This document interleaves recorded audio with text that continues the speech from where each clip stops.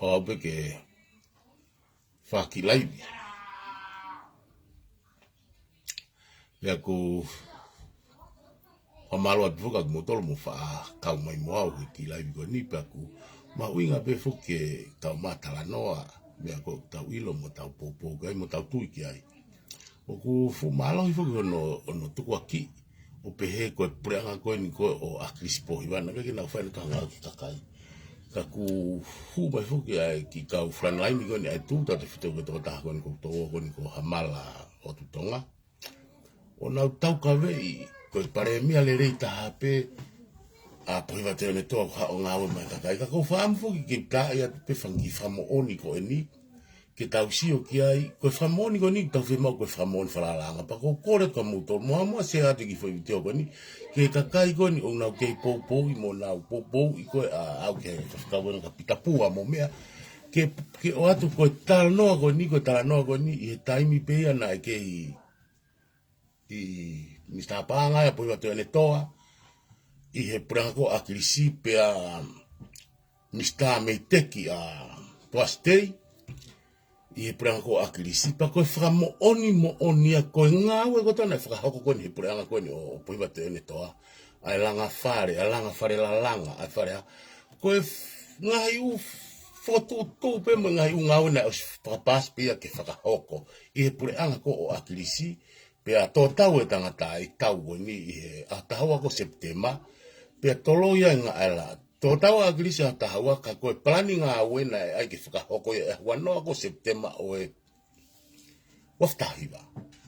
Pea hoko whakawhiri ukawa, a poiwa te ene toa ki to whare ko e patoa, pea nau toki o mena tolo whaifu i ngā we, o whaia nau tolo pa nau na tolo o loi haki e kakai o si, he ai e ka whakau pita pua, he ai pa mono kau mui, he ai mo kau whanalai ni pa muhamala mo haifua, o nau tala na tolo koe pure anga o pohiwa tēne tōna, ha, u taimi nau nau kala ni whaia fungaila, pea kou whaka amu ke u tāte fo i vitio ko e ni, ko i vitio ko ni, ko e rea pe a pare mia ko ni ko malolo, a doki o si, i he ene rea ia anano eke seti ta pak, fu mau inga au pito ke tau whanongo ai, pea ko ngā ua i fo i mea ka te uwhenga pe ke u tā i kakato atu ke tau sio e fo i porogalama, pea osi ka pau tok whai ki anu aiso.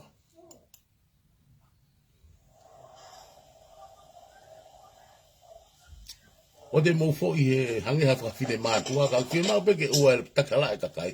Mou pako whawhea tuko e hamala ke ki laivi mai he progalama koe ni.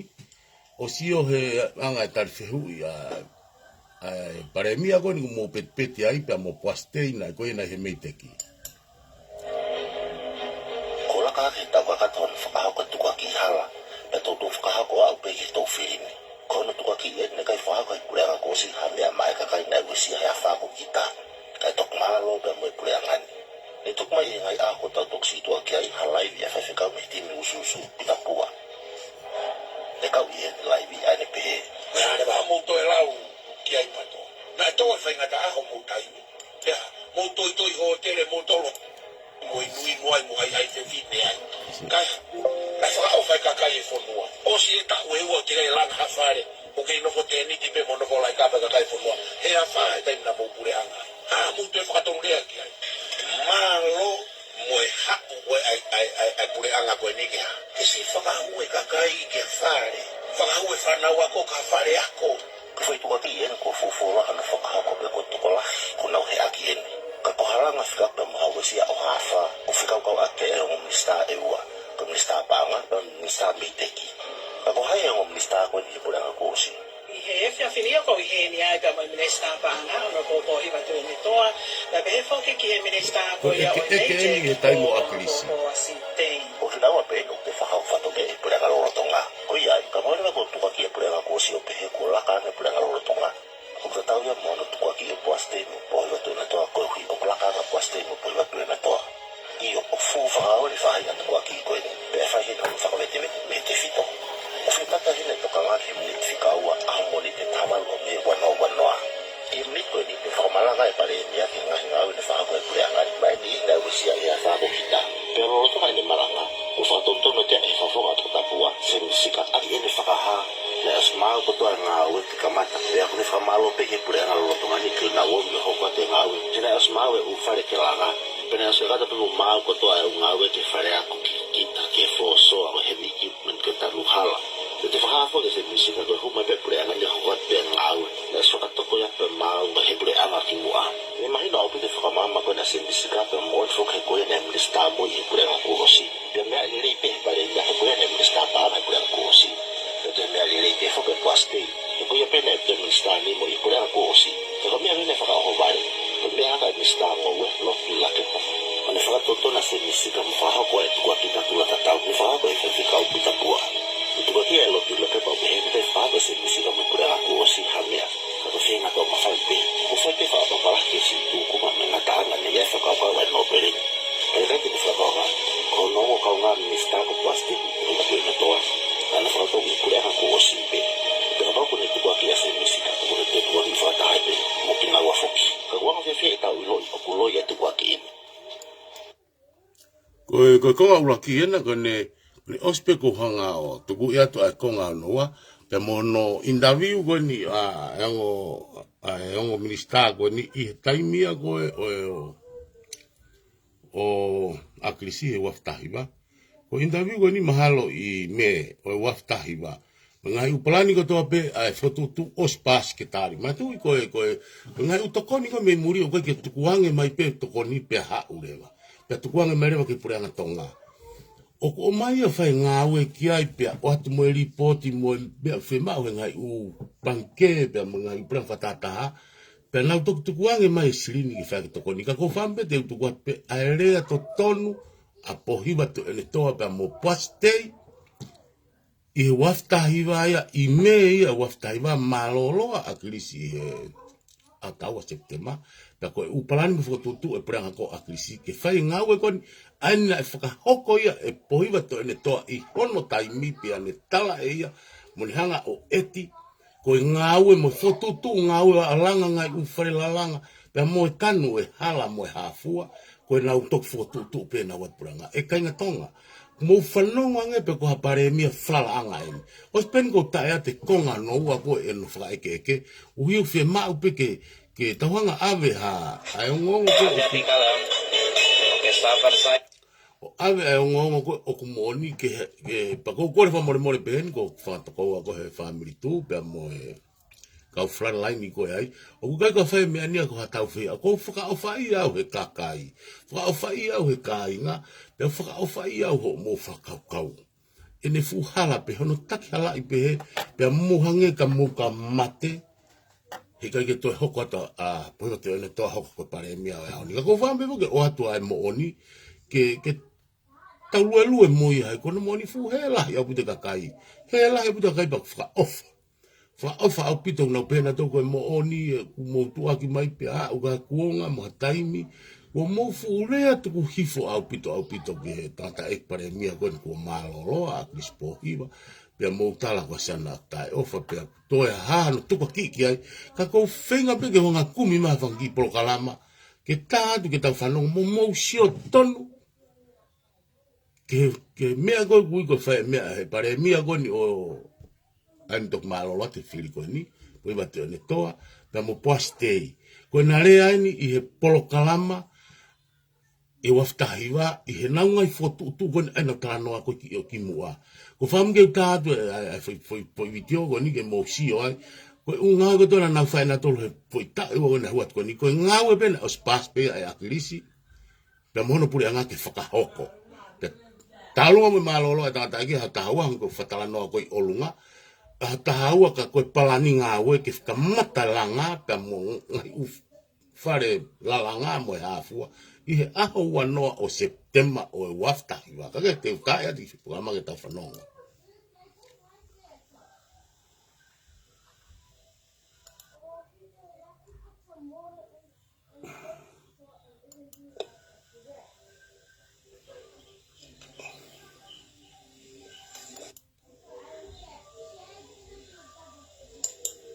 Mau ke weekend e fa fika me te biu. Mau ke weekend e fa fika me te biu su ku tapua. Pe pe fo ta tu ki ta tu la ta na te fa ko ye tu la ke pa I me ta ko si wano. Kono tu ko ki e ne ke fa ko e pure ana ko si ha me ke toni ya si ka kai ne we si ai Koe hoko tene ki whaimite o kane nai. Koe hoko tene o tānoa. E hile whatontonu pa mo tuku aki na whahaka tui lake pa ke se musika. Ne kai tari e sea en whatontonu. A wanga whiwhi tau uloi no kuloi e tuku aki imi. E ko pua stay pepe mo pohiwa tui o ne toa na ne whakamatala mai. E aho wawalo akos pono tahiwa. Ne hae minista mite koe aho ya pua stay. E television e whataha me minista banga e aho ya pohiwa tui o ne toa. Ona program whataha me peong seti tui o ne toa. O mauheni i he whiawhinike o mai hangahi whamata whilawe i eni mo uhinga o ku pehe toko lahi o ku fuoloa a tai whakahoko. Mukata ko sai aden ke tu, sai an ka hamala. Ke tokone ko nau ka mui mui. Ko ia ko kita. O kulite whanau ko toa programan pa e kai malawa ke tuka kata tuene fuoloa. Kai malawa e ata o mamata i he linkro ni. E waha e kua stay a stages ke he e tolu. E kai palan ko ni ko kongalala he tolu. Waki ko immediate response ko immediate response na mau palan pe made foi mahina faki bua ko isilai o tau ko si Madu ko septe mai ko wafta hiwai ko kalama ko ya ko kisune ko si mau ka to pe mau ko no tu fai vai me akai te ni lo me fe mau au ki te ga kai be ko me silai le o tau ko si kisune tau ni fe tau fa banka ka te ta na e ko e fatu ko he palani ko ngai hono ko short term current play ya tu fare va se ni to bon ke ka kai o na tol ko na e mau kakato na nge tolwa na to ko na la pe o ipine tu na ta ni ma ko e fangi fare na e sia pe ato no o ngi mangya ana ke ke ubi ngai ke na wa la na kakato Dai mine na ke minista o tama ko lai pura o ga kala mai na wafta hiba. Ai si ke fai ngau e pura nga ke reconstruction. Ko se ni ko na tu fa he ki mau ko na he ono milion. Aya te ke tawa ke foi konga fa muy ko me ma hui ngai ka te ke foi mata ke mahino ai foi konga hono wa e ko foi konga ni ko o tau ki o tau lava o toko ni e ka kai ke nau lava pe o ma o mo u fa fe mari e fa mo u le mo ma me toko ni me o tali ke reconstruction te ko langa na palani be ki si rai o tau ni o toko os ke tau fo ka go tu ke pa ma ka dai min no to ko ki ko ku tuai na we ko ne o ni e se ko ni na tau me lava pe o ospe tau immediate response tau langa le ko tali ye ka ngawe ko fa ke timing ke langa ko ngawe si e ka ke tau la to fa ba be ke kwai mai ngahi process ye pe ngai fo mo ba ke tau fa ko tau to ko hi ka fe mari ka ta mo ha na ko si Ko slava stage raki pero to halega stage wa. Ko mo no pala ni stage to lu ke fa os ke wa no tau e tau ngawe ko ni ki he ya fa ko ni ta mo fa ka ko tau fo ba timing ke ngawe ba me tau ko fo ke o sa fa ko ngawe ma pe ke ngata ne mau ai ba ya be ai ngawe na fa ki bu na lau tau ko to ko os fo gen ko ago si o se ta mahina o ai ko mahina gen ono ta ma e to me ga mi sa ba na e ku mau plani ke fa ko ala ko ni ku fa le na fa ke o to o ba tu ni pe ko le ta fo Le mai no le kai no fa pura ko si ka fa ko na pala ni na o ni ma as ko na ta ba lu o ma ke a ko na programa e ko a wa ba lo a ko so na ta ni ma pe na fa to fa ha ma na ko tu ke ta ma ta no tan po la fa ya ki a to no se te no na ta ni ba e ha ko ta na la ko a ki wa no Le mau whakaukau lava ki he tau groundbreaking a tō noa o Septemba. Mana katu. Wavua koe mahina na maloloa agrisi. ko pe ki a ba le a ta ha wa se te no na ta ni ba Is mourning the loss of a Prime Minister who once sacrificed his freedom in the fight for democracy. 78-year-old Akalisi Pakiva died in Auckland Hospital this morning. ko mai pura na fo ko ke to to kama ta fu ma ma ko to a te na fo ki ku para ko he pura ni fo ma dala ko ste ko ke to a wa ba lo a ko so na ta ni ba ko me ta pe fo ke fe na se si ka te fa ba la i fa ya me wa no ona fu ya ke lo ki la ke ai ai ko me fa ka lo lo pe ko ste ko ke to a era que na to ko ni fa ma ala ya fa ya ka fe ya ko na fa ka lo pe na ka lo ya ki la ke pa ke fa ali ko ya ka se si ka ko na po na lo ya ki la ke pa ko ki u nga na ya pura nga ni ta be ko fa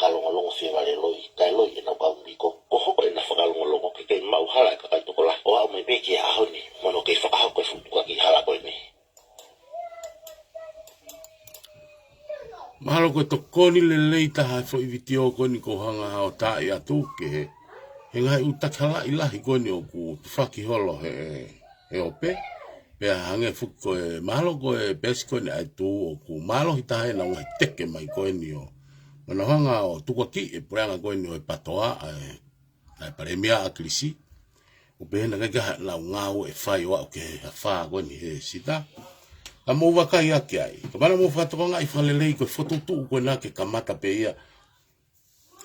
Ai langa koe nā i mua pehe patok mālo tangata i pare mea. Ka toi tolo i whoki ai langa koe nā ulaki koe mālolo mo me whaek koe tangata i pare mea. Pea mo e huu mai koe nā bohi watu ane toa pe i au i he waftahi wā pe i September pe ko o katopa pe ko o pure anga. Kana utok whakahoko ngai ulanga ko toa nai. Os whakatutu behe pure anga koe no akrisi ki mua. O whikawa kawai mo e a whaa koe na kulau. Pea kua naulere ako campaign. Pea fu maa whana au toa ia kau flanlaini koe ai tu. O nau fuloto mamahi muloto tangia au pito he kai ke te hoko a poiwa tōna toa koe pare mia. Pea ku he kai ke toi lawe ki he whamalala koe na video.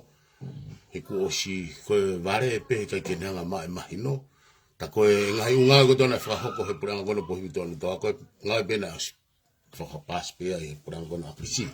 Hake ka teu ki whoki no wai pea ui ku ki polo alama laivi koe ni. Koe ki aong ke tau fu mauloloa e tau whanonga toki laivi kua fulahi ngai u fulahi. O kou sioi whane nai. Koe ke u mei leonga koe tio. Koe whai ai pelo to tangia, whai ai pelo to mamahi, pea alwai pe foki loto mamahi ia, pea moe loto mamahi koe nia, kanda koe ni ko hamala ki he no pere, mana mo osisio pe fo ibitio a lasike, pea mo nobel lasike, pea mo setita, pea mo sasi baila, pohiva, ma whanai mo tala loto a nobel lasike ki hono turia pe tuku e ki tua mihe. O pehe koe loto amahe pare mea sio ngari kune tokoni i eia a siaspa sobareni ke pare mea. Pea ku maafana foke a lasike orea pea kuni hanga. O mai ai ngai umea na elilo ia tau tolfika o aki moe ahi. Loto au kai na whaiki e ua mo mea mo tolu wana uteke mo whanongo he fo ilaivi ko ia a setita mo mea mo wako whanongo ai. Na kai ke ufu whanongo lolo ai na ki lolo ai na utara noa ka na ea upeki e ua koe alu pea na o ai koe mea kai. Kai ke ko whamalo fu ke no pere pea koe mea bifu ko tau maare ia i tau tolu koe tuko taim kou nau toki hua ki tua pe kai mea pa nau toki o maare ia. Kai he taim kou nau he loto ai he ngā ue kou nau iai pe ko han benefiti me ta whaka ki nau rea nau tolu ia. Taim toton ko ke nau rea ai pa ke nau rea nau tolu ia. Tuko mena toki tua orea ai ka koe fulotangi alahi nai asi me he no pere koe ni ki a pare ni a pono to ene toa e kaku koe mea ko maare au i he hu mai a tata koe ni ko hamala o fu ilonga ne afingia ki he no pere kaku peko kore atu e au e hamala ha more pe koe ka huinga ni ke tau ke tau tolu ka pau ku orea tau ka muto pa muto orea mai ka te au koe ke utoi whima au ke mata e osi tai mea koe aku whahela koe tau pa ta koe hika ke tau whitaulaki kai more tau ea he tau lau koe mea pia koe kore atu koe o te mo ita ke kau no pere he koe talango fuaka katoina kau no pere ke whinangalo e tui he koe tutuni koe tui ne whaika ki nau tolu ko whepe ta whaaki koe e tokolahi pia na ua poupoki ai Pako ta whaki koe asaware ni na tokolahi pe na alu kai kau no pere paka pao pe na no pere na i kai ke talango fua i e ki ai pia kua moutou mai motolu e hamala mea o ita ka lasike pia mo kau no pere o mua laha koe ke moure ai ke tui he koe tui ha ana fui tutuni koe ia koe ia na ne talang ke kau no pere koe ne kau no pere ko hai pe ta whaka ai sake e ke pia mo ta whaka saware ni e tokolahi pia mou alu ki ai pia koe talango fua e kau no pere ke he finangalo tu ina na ua o popo ka pe fu fa poto au pito pe ia ka ko si ku ke fu mamahi pe ku ke lau ke la sike alu ha mo ha o tu be fa no mai no pere ke o franga na fai Pea ko mea ia ana ke ne tau whae e tari ko ia. Ka kupatanu ke mamahi moto ke tui. Mamahi moto ke tui he ko ia ha ana tu mea pea kua toho mo mamahi ke no pere. Pea mfuahia ai pe ai patoa ia he mea koto. Ko e alu haka ki mea kovi ha feitu. Ko e tala ai pe ko e whakotutu ai patoa. O koi te mō maa. O koi te mō maa mo ngai utukua ki i koni u whai ke patoa. O kai ke ha mea e mo oni pe hoko pe mo whakau kaurewa ki ai. Tako ana na mō lotu. Na mō lotu pe mo nima taha mo ka whataha pe mo pohiwa te ene toa. Ke whinga i tako ho mo tau mua. Ke la pai osi ai patoa mi whare area. Whamare more atu e ha malako uilo te mō puke whakata mai ai. Ku mama ka kai ia. Mama kai pa ku kai ke pe holo mui ka kai toko la ia me patoa. Ko ana holo mui ko ana wo kai ke na tu ke vision ne mo ha. Holo mui pela to na sio ke fangi fekolo aki. Fekolo aki e no to fare o patoa ka ko na tu ko ke patoa mo vision e patoa. O na ke po na to ki ai. Kai ke ke te falolo au famala ala mo to ta no atu he ku ma inga bi ke tau fanongo ko pohi sige ko pohi wa tone toa pena mo postei na ma fa matala mahino mai ai mea mo ko tutu e pranga krisi ai ungawe ko toa pena o spacio ke fa hoko pe mai na ko setema tu mai na ko a kosi fa hoko ngawe ko ni pe mate ko a krisi pa na toki fa hoko ia na do na pranga fa pe na tala na do ko na ngawe tala re vai ko ha mo ha ba ko re ko na fa fika una ulu atu e a tapua mo se aki ai ko ke na no fo fe kumi ke na wanga ilo e mo oni pa na tu ko ma o tala noa mai ko na me pe fai ko ha pe na loto tangi ko ke patoa pa na me na to lo live pa na me na to lo haki e kakai pe ko uhinga ko ha wa mo fo i tiogo ni ko fa o fa ia o atamai kakai fa o fa ia o ka frana lai ni ko ha mala ko como u te kakai e kama uto kakai o whaka ofa una si lere holo hange ha kui koi kune ilo pe haluo kai kei alo pe pe aku whemau ke tau whetokoni aki taunga ave mea ko mo oni ki whakapalanisi aki e tau whai tuto uni ko hai he kau whafofonga aku na ofa mo oni i e kakai pe mo ofa i he tui ofa i he nope kau nope re pe koe anga e tau whaamui au kai ke uhinga e mama popo he patoa o ha maui ke fa ke anga ko whakatau mua koe na mo whai pe ka pai ke tuku o mo fonga koe na whai ke talato ngata me kusio ako ni o mo hanga wha o ha puha masi he loto kakai tonga pe a kui kai koe kau patoa pe ka ku mo hanga wha o ha masi mo ha fefie mo hafi i loto kakai tonga ke whaia fe tau fe ia aki porque mo se vai motor mo no fe patoa ma whakalanga ha whainga tau lau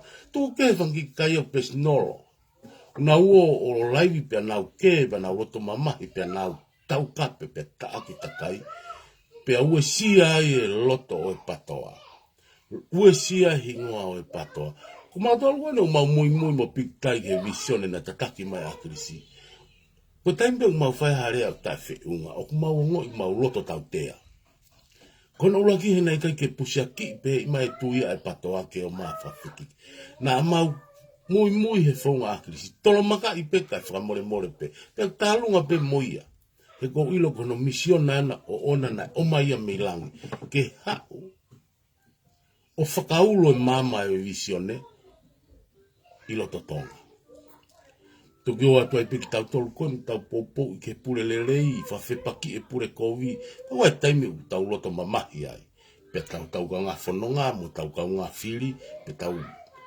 wake ngā lea o tai whiunga mo mea ka kuosi u te hongo i loto whato mala pe koe haa mea na te pehe ai ka kei mo ui pia se tane kene hanga o ikuna i kita ka whako ia pe kokore whamore a tau ai ka mana ea to onga ki mua tau ngai laivi nai asia to tai whiunga ke fa fotunga go e tau feohi o le fa more ko ke ku me ton hia pe go fra amu ke pehe tau ka bobo pe ku ngari ko ia patoa he nga we fa hinga una ma business aki pe na hanga le fa malo hia ka kai to la ka popo patoa ke tu yanga ki na tol pe ke na tu ya tu peta aki le ba ki na tol ya Pea ku hange koen ko ki tala no whanau noa pe koni, ona mo whakau kau ku mate ai kua timi. Neo ngō ku, koe loro tonga whae nau ngā aue, wha māpō pe ngai umea ko toa pe, pa koe kia haku ilo pe hai no ngai whotutuka, oku nau ke ngā aue pe, pea, mahalo pe na tau toki whanonga, amu he waweni mai pe, ko hai ngai whotutuka, pea koe ku whaka amu aku mo e ku kore, ko o sianga ave ku kore, ke whetongi hingoa, atua e patoa ia, ma e grupu koe na aku share ai a whatai helu, pea mo e nau kau whafonga koe, na mea pibeni pea mo siasi, mo a mo tolu mo e patoa. Pa koe hanga ia e ku whaamu ke peange mai o ngau e kia māteni koe ikani koe virisoni, mo hai fua misisika mo hai fua, ke mo ngaue mo mo sio, wo fu, wai ake pea mea kovia, mo ngai utu waki, mo hatana e popo patoa, pa ne whawhenga o nganga tai whiung, ko taware wai ako e whonga e patoa. Pea ku whambe ke tau hanga whetonga, tau mea koe whetonga hingoa, pea te ue si ai, e tau mui mui i he visione, pea mo hala whanonga. Ko fo hingoa pea re ei, atua ia ke kau tamo koe, unau popo i pena tolo e, tāna ki paanga, pea mo uki e langa whare, pea mo e wahe, pea mo e tauke, mo e kape kape, mo e tauta aki, atua ia ke kau tamo koe, a kaskona sasu mea, unau tari le rei, whatai he lungu mea, pea nau tari ono uki e tāna ki paanga, ke whai ake na whainga ki proklama whahako i tonga, ato ai manau tolu. Koe matu koe kubrea koe ni o koe ka ui atu ke whahako o to. Ka kou whaka amu au koe kore au ke ka whafonga koe ni o mau kei tū whataha. O koe ka hau tokirea beni ka kuha pōrea papurika. O si whakosi ave kore au ke pou au ke ririwa hingoa. Ka mahalo koe pa koe e ku tui whapapau na ngā ue ki ai. E pea kou ilo whapapau o kuia i whaka ilo. O kuai e whakailo ai whaunga koe nai whiri ai tau tolu. Nā mō pehe, o kunofo noa e kau pōpō ke kau patoa, pea mo e kau whakofonga. O kuai e ngai whakalao ki ai. E kau whakofonga katoa. Leo ngā pau ko ngā ua tu ai patoa. Ka koe taimi ko alai koe ka mea koe, tau whikumia ke mo oni, o koe ngai whata. A kehe koe a ngai ai ku ki lai wea ni, pa ko kore whamore more atu ka pau o kuku. Lere noa ia ka keha asenita te whotutu atua ke ngai. Lea ka whika peke, to ma konga ku mana tu ipe o atu konga me ka hongo ni ko kore ko hamala ki fa ma fu pe mo ki fa mo o si o ke fu hoti au pito ke no pere pe ga inga tape o rea ke no pere ke to e ha fainga me ai a hono tala ko fai patoa tala ko fai patoa ala ke pe fai hia ala ke pe me ko fai patoa ko patoa te ta to ka tonu ka ko o ku whakamu o mu a he patoa e no fu merino pe mo pure a to ko lahi o ku i kai ke aha whotutu e taha ke whaia whainga mea ke whaia tauta, whaia tau whehia, whaia ke, whaia tauta aki. Whima upe ke whakamama ka kai, e na honga ilo, ai mea to tono udonga na whai. Ka ke, ngata ngai uki laivi, o whatuka mo tolu malo.